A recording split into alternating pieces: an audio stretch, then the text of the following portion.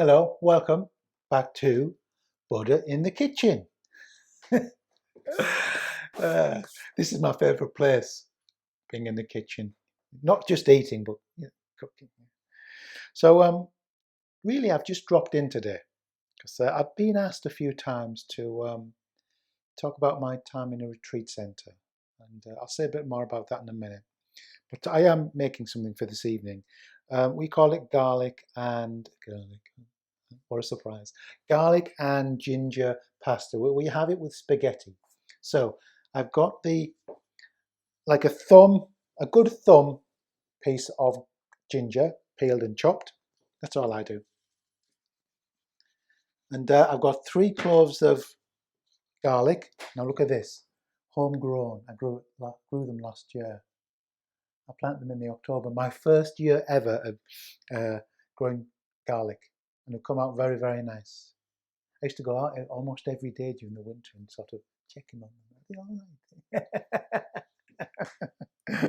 all right? Like a sort of neurotic parent, So there's, chopped up, finally. Ginger in there for a few minutes. They've been in a few minutes now. Then a tin of chopped tomatoes. They go in. I'll give them another couple of minutes just to soften the garlic and the ginger. Now we use salted ricotta, a good sort of block, yeah. And also, or salt and pepper, of course. We sort of grind that in halfway through. I'll tell you. But one of the ingredient not to be forgotten. Are you ready? You know what it is. You can see it, can't you? Red wine. Just a couple of glugs of red wine. It's delicious, guys. I find it just turns it. Yeah, just turns something. By the way, please, as it said below, do subscribe and share this for me and give it a like. It helps with YouTube. Okay.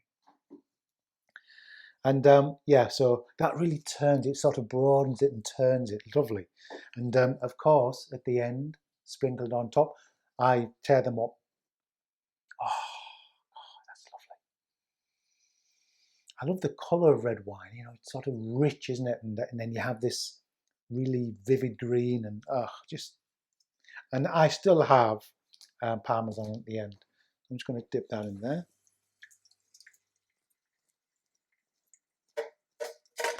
Now, depending on when we're eating, I will sometimes leave this for an hour or even a couple of hours just to simmer. And I will put some glugs of wine in. Yeah. And then salt and pepper, grind your cheese in, and really that's it. And on top, on top is the parmesan, then and some nice spaghetti. But the retreat centre. I moved to the retreat centre in 2001 in the spring or summer, early summer, springtime. It was in North Wales called Basil. It's quite remote, and it was a wonderful time. I wanted to take meditation seriously, so I decided to go about 7 or 8 months before, and I went on a Buddhist pilgrimage to India in the intervening time, then came back and moved straight to the retreat centre. And for the first couple of months, I lived in a house, but then I moved into a hut. We had a hut in the garden, about 8 by 8, and it had that much of a wardrobe just built in. It had a little desk, not much bigger than this chopping board, and that's where I wrote my first book, on that little desk. I didn't believe I could write, but apparently I could. Shows you. And a bed, single bed, and it was wonderful. I used to hang bird feeders from the gutter because I had a big window because I had a great view. You pay a lot of money for views like that. And I would just sit each day and just watch the birds, the siskins, the nuthatches, the tree creepers, the tits, all the little personalities. And one day I noticed that something swooping, and it was a sparrowhawk, I think, just came, grabbed a tit and off. Had no chance. It was quite a thing.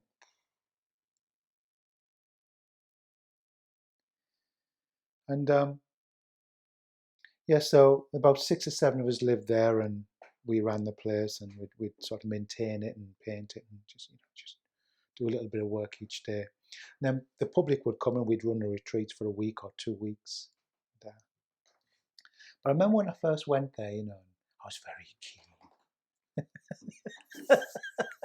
very spiritual, and I remember, just give this a stir. Remember, the different teachers would meditate for different lengths of time, some 40 minutes, some 50 minutes, and then you'd have 10 minutes off, and then they were called double sits. Then you'd be back in there. And I remember sitting there, I'd be sitting cross-legged or straddling some cushions, and my legs were screaming. But I was such a Zen student, I didn't move, of course. And you'd be sitting there, looking very spiritual and tranquil.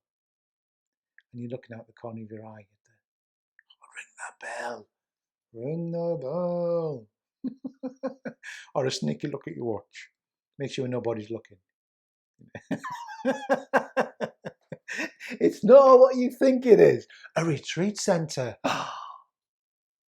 It brings the best and it brings not the worst out of you. It's nothing. It's harmless, but we like to think we're spiritual, don't we?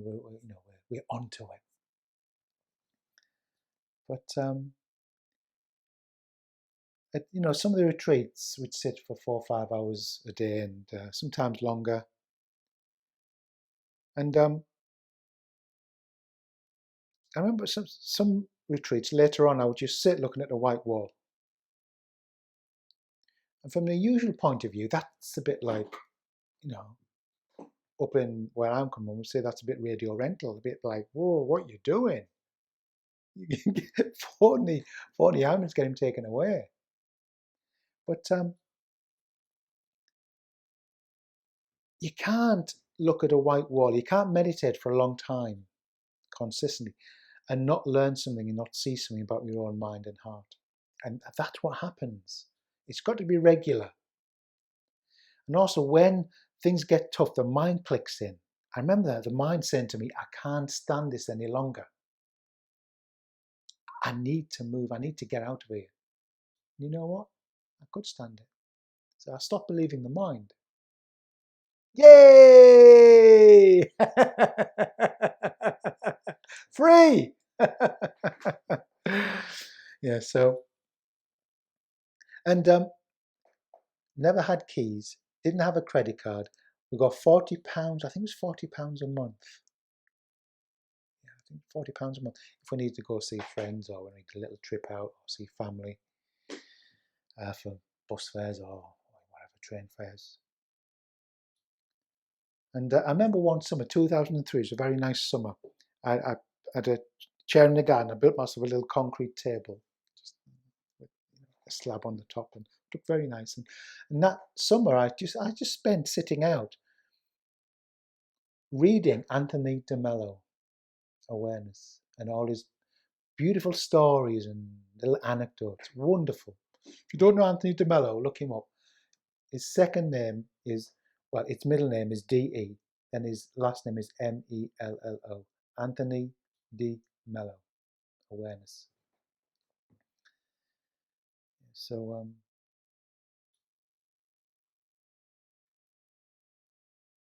and people often ask me, I often ask myself, so why did you leave your nut job? But, well, energy changes, and we change, don't we? It was just time to leave. And I realized that meditation is for everybody, not just living in a quiet retreat center. And then, yeah, I went to Brighton from there. And this was the first meal, one of the first meals the Gainer cooked me. I thought, oh, yes, I like this. This is lovely. I thought, oh, I might ask her to marry me. Gorgeous. Yeah. And yeah, so I'm sort of stealing Gina's recipe here. And just turn this down a little. Yeah, and but I went to Brighton, and being from the Quiet Life Retreat Centre to Brighton, you know, London by the sea. It's a bit overpowering, but yeah, but wonderful times. Very simple life. It suits my temperament. That's simplicity, and just lived with some very, very good people who I learned a lot from. They're very good.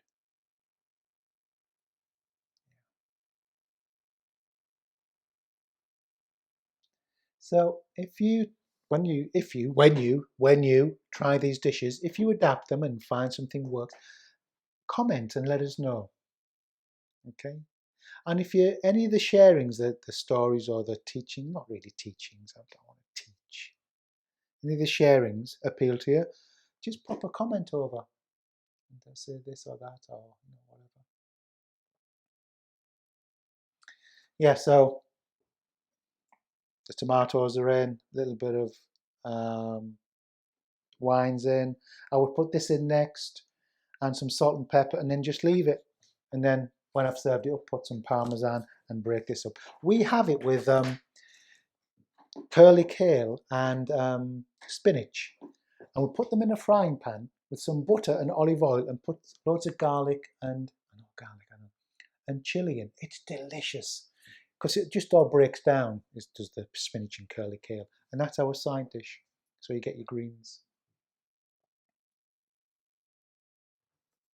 Thanks, guys.